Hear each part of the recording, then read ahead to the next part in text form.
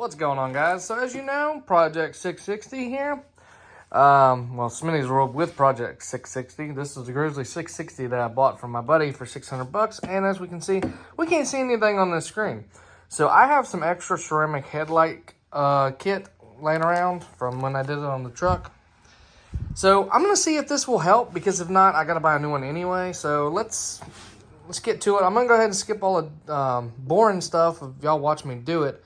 And I'll show you the results just to see if this works. Then I got to splice all these wires.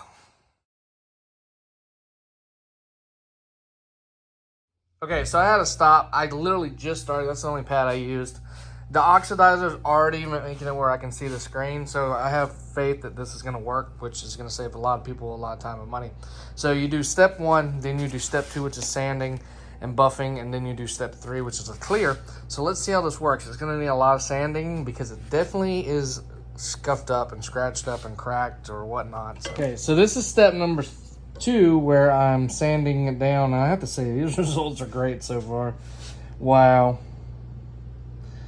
Night and day difference. All right, so my screen is sun faded, unfortunately, but I can at least see it now. And I have to say, for some leftover headlight restore, this did a great job. I'm not gonna lie. It ain't perfect, but if you want to restore your screen for a little bit, it's definitely not bad.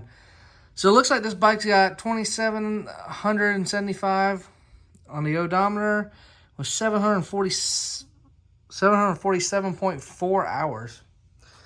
Wow. All right. So it's showing the diff locks on. I don't know why the diff lock is on. I do know low range is working now. Some of the lights aren't working because they're not hooked up. So it might be one of these wires not being hooked up why the diff is showing. I know the level's not showing because it's not hooked up.